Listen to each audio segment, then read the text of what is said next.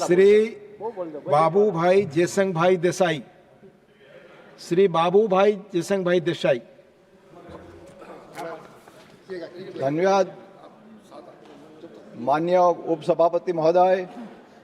मैं भारत के माननीय राष्ट्रपति आदरणीय श्रीमती द्रौपदी मुर्मू जी के द्वारा संसद के संयुक्त सत्र में दिए गए दूरदर्शी, प्रेरणादायी और राष्ट्र को दिशा देने वाले अभिभाषण पर यह धन्यवाद प्रस्ताव प्रस्तुत करते हुए स्वयं को गौरवान्वित अनुभव करता हूँ।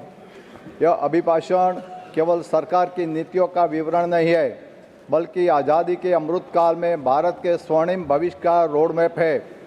यह उस भारत की झलक है जो 2047 तक विकसित, आत्मनिर्भर, समावेशी और वैश्विक नेतृत्वकर्ता बनने की ओर अग्रसर है। माननीय सभापति महोदय, प्रधानमंत्री श्री नरेंद्र मोदी जी के सशक्त, निर्णायक और दूरदर्शी नेतृत्व में देश ने बीते एक दशक में ऐतिहासिक परिवर्तन देखे हैं। सबका साथ, सबका विकास, सबका विश्वास और सबका प्रयास आज केवल नारा नहीं, बल्कि शासन का मूल मंत्र बन चुका है। नेतृत्व ऐसा हो तो राह बनती है और राष्ट्र की दिशा खुद तय होती है। माननीय अध्यक्ष महोदय, जब देशवासी अपने गौरवशाली अतीत के श्री बाबा साहेब अम्बेडकर, सरदार वल्लभ भाई पटेल, भारत रत्न भूपेन हजारिका ऐसे ऐतिहासिक अपने महापुरुषों और पूर्वजों के अतुलनीय योगदानों के स्मरण करते हैं, तो उससे नई पीढ़ी को राष्ट्र निर्माण के लिए प्रेरणा प्राप्त होती है। यही प्रेरणा राष्ट्र को विकसित भारत के लक्ष्य की और अधिक दृढ़ संकल्प के साथ आगे बढ़ने की शक्ति प्रदान करती है। वर्ष 2026 के आगमन के साथ ही भारत ने इस शताब्दी के दूसरे चरण में प्रवेश किया है। 10-11 वर्षों में हमारी मोदी सरकार ने आर्थिक, सामाजिक, सांस्कृतिक और अधोरचना सभी क्षेत्रों में अपने नींव को सुदृढ़ किया है। यह कालखंड वर्ष 2047 तक विकसित भारत के संकल्प को साकार करने की दिशा में एक मजबूत आधारशिला सिद्ध हुआ है। आज भारत दुनिया की चौथी सबसे बड़ी अर्थव्यवस्था बन चुका है। वैश्विक अस्थिरता, युद्ध, महामारी और आर्थिक दबावों के बावजूद तेजी से आगे बढ़ रहा है और पॉलिसी पैरालिसिस के निकलकर पॉलिसी परफॉर्मेंस के युग में प्रवेश कर रहा है। माननीय सभापति महोदय, इंफ्रास्ट्रक्चर के क्षेत्र में मोदी सरकार ने अभूतपूर्व कार्य किया है। आज सड़कों, राष्ट्रीय राजमार्गों, एक्सप्रेसवे, रेलवे, मेट्रो और हवाई अड्डों का तेजी से विस्तार हुआ है। पीएम गति शक्ति नेशनल मास्टर प्लान के माध्यम से मल्टी मॉडल कनेक्टिविटी सशक्त हुई है। वंदे भारत ट्रेनों, नए संसद भवन और आधुनिक हवाई अड्डों ने भारत की नई पहचान गढ़ी है। उड़ान योजना के माध्यम से छोटे शहरों और दूरदराज क्षेत्रों को हवाई मानचित्र पर लाया गया है। आज भारत विश्व का तीसरा सबसे बड़ा एविएशन मार्केट बन चुका है।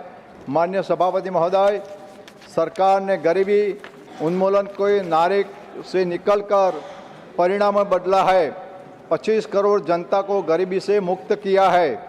जनधन आधार, त्रिवेणी, जाम और डीबीटी के माध्यम से करोड़ों लाभार्थी तक योजनाओं का पैसा सीधा पहुंचा है। आयुष्मान भारत, जल जीवन मिशन, पीएम आवास योजना, उज्ज्वला योजना से हर घर बिजली, इन सब ने गरीब के जीवन में स्थायी परिवर्तन लाया है। कृषि क्षेत्र में पीएम किसान सम्मान निधि, एमएसपी में वृद्धि, फसल बीमा, किसान क्रेडिट कार्ड, प्राकृतिक खेती और मिलेट्स को बढ़ावा देने से किसानों की आय और आत्मसम्मान दोनों बढ़ाए हैं। माननीय सभापति महोदय, रोजगार और उद्यमिता के क्षेत्र में भी ऐतिहासिक कार्य हुए हैं। मुद्रा योजना, startup India, stand up India और स्किल इंडिया के माध्यम से करोड़ों युवाओं को स्वरोजगार और अवसर मिले हैं। आज भारत स्टार्टअप इकोसिस्टम में दुनिया के अग्रणी देशों में है। मेक इन इंडिया और आत्मनिर्भर भारत के तहत रक्षा उत्पादन और निर्यात में रिकॉर्ड वृद्धि हुई है।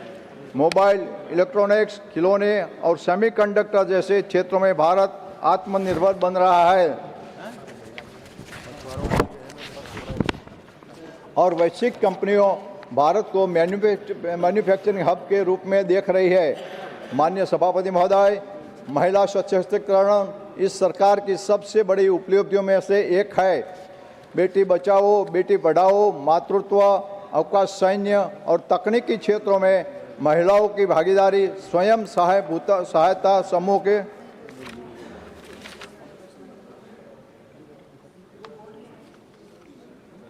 बेटी बचाओ, बेटी पढ़ाओ और मातृत्व, अवकाश, सैन्य और तकनीकी क्षेत्रों में महिलाओं की भागीदारी स्वयं सहायता समूह को आर्थिक बल, इन सब ने नारी शक्ति को नई ऊंचाई दी है।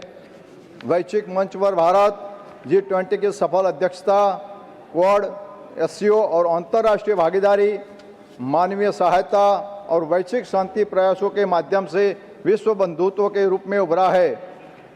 माननीय अध्यक्ष महोदय, आंधियाँ आई, तूफान भी आए, पर भारत रुका नहीं और झुका भी नहीं। यह सरकार विरासत और विकास दोनों के समान रूप से आगे बढ़ा रही है।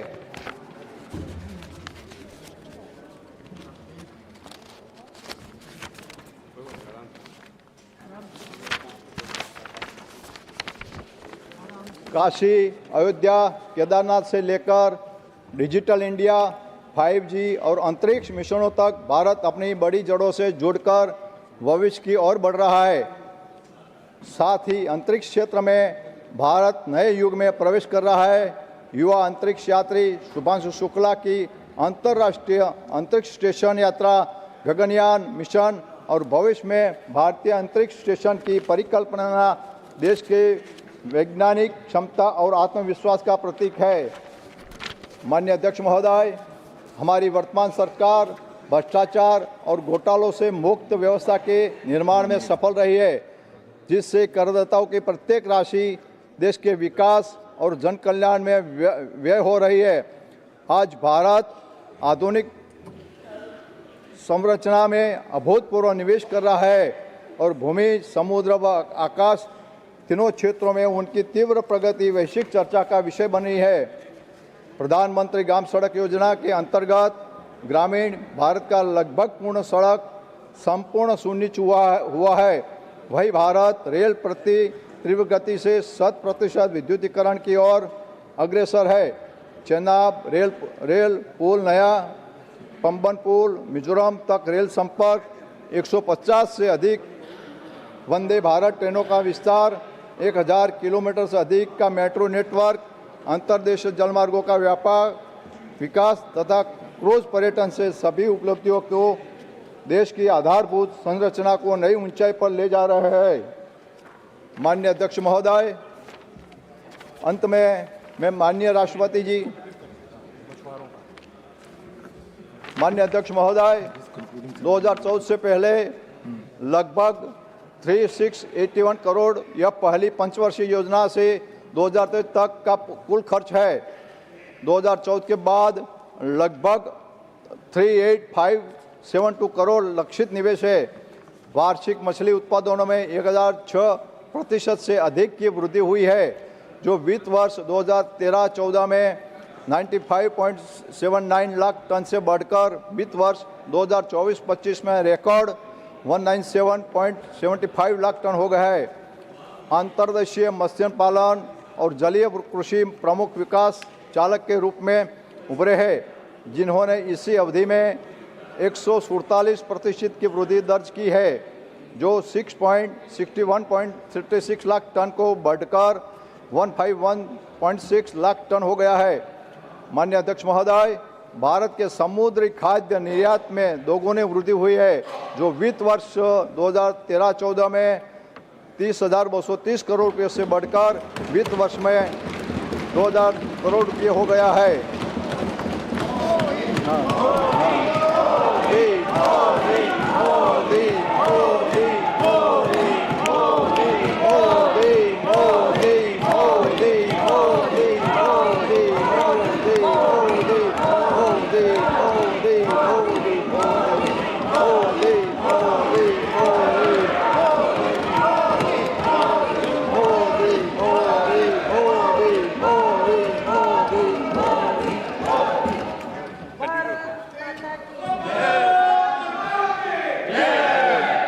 माननीय अध्यक्ष महोदय, पीएम आवास योजना के तहत 4 करोड़ पक्के घर स्वीकृत किए गए, जिनमें से 32 लाख से अधिक मकान केवल पिछले 1 वर्ष में पूर्ण हुए हैं।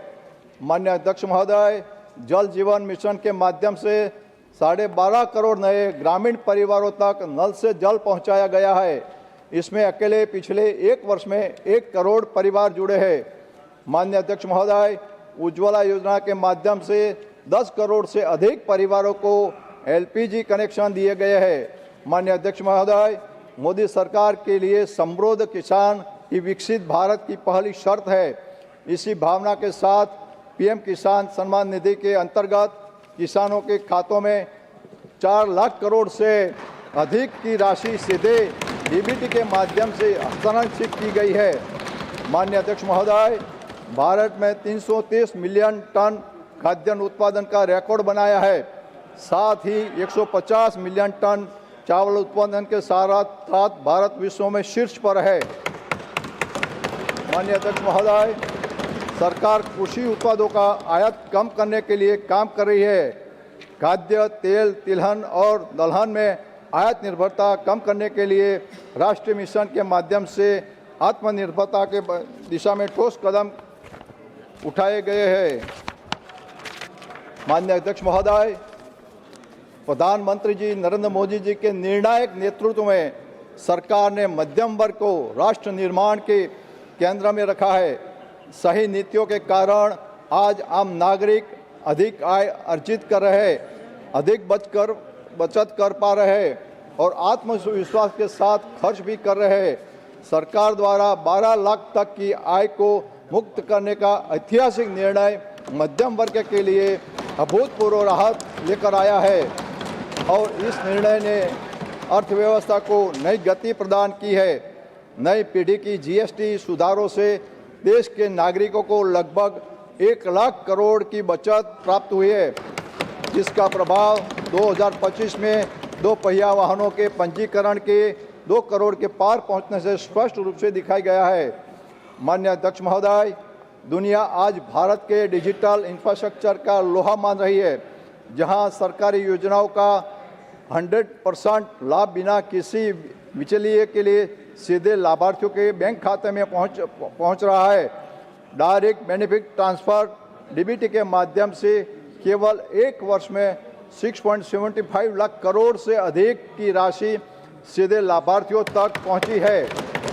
पूर्व प्रधानमंत्री राजीव गांधी जी ने स्वीकार किया था कि गरीबों के लिए भेजे गए 1 रुपये में से केवल 15 पैसे ही उन तक पहुंचते हैं। इस सरकार ने उसी टूटी हुई व्यवस्था को बदला है और आज हर रुपया सही लाभार्थी तक पहुंचा रहा है।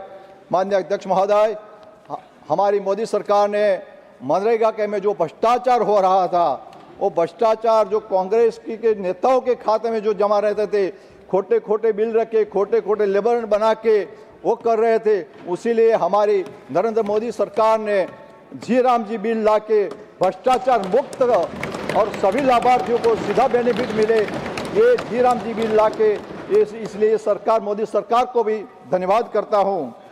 दशकों तक महत्व गुणवत्ता स्वास्थ्य सेवाएं कुछ गिने चुने लोगों तक ही सीमित रही थी, जबकि गरीब अपने हाल पर छोड़ दिया गए। मोदी सरकार ने नागरिकों के स्वास्थ्य को शासन में केंद्र में रखकर इसी स्थिति को बदला। दुनिया की सबसे बड़ी स्वास्थ्य योजना आयुष्मान भारत से देश भर के अस्पतालों में 11 करोड़ से अधिक निःशुल्क उपचार किए जा चुके हैं, जिनमें पिछले वर्ष 2.5 करोड़ गरीब लाभार्थी शामिल है। वरिष्ठ नागरिकों के लिए विशेष ध्यान देते हुए लगभग 1 करोड़ वय वंदना कार्ड जारी किए गए हैं तथा 8 लाख बुजुर्गों को निःशुल्क उपचार मिला है। माननीय अध्यक्ष महोदय, पीएम जीवन ज्योति बीमा योजना और पीएम सुरक्षा बीमा योजना के अंतर्गत 26,000 करोड़ से अधिक की दावा राशि का भुगतान कर आर्थिक सुरक्षा प्रदान की गई है। देश भर में 1.8 लाख आयुष्मान आरोग्य मंदिर के माध्यम से स्वास्थ्य सेवाएं घर घर तक पहुंची है। यह स्वास्थ्य भारत की यात्रा है, जहां स्वास्थ्य सेवा दान नहीं बल्कि अधिकार है। माननीय अध्यक्ष महोदय, ये राष्ट्रपति के अभिभाषण को मैं समर्थन करता हूँ और सभी दल के नेताओं को बोलता हूँ कि राष्ट्रपति अभिभाषण के सब सम्मति से अपने ये प्रस्ताव किया जाना चाहिए। और माननीय अध्यक्ष महोदय, पीएम हमारे जहाँ गुजरात में मुख्यमंत्री थे तभी हमारा गुजरात का मॉडल लेके आए। उसको पीएम ने संकल्प किया है कि जैसा गुजरात का विकास किया है ऐसा ही सारा देश का विकास करना है। इस संकल्प के साथ हमारे नरेंद्र मोदी साहब वड़ा प्रधान जी आगे बढ़ रहे हैं, उसको भी शुभकामनाएं देता हूँ और ये राष्ट्रपति के अभिभाषण को मैं समर्थन करता हूँ। धन्यवाद जी। Now, Honorable Prime Minister ji to reply the discussion.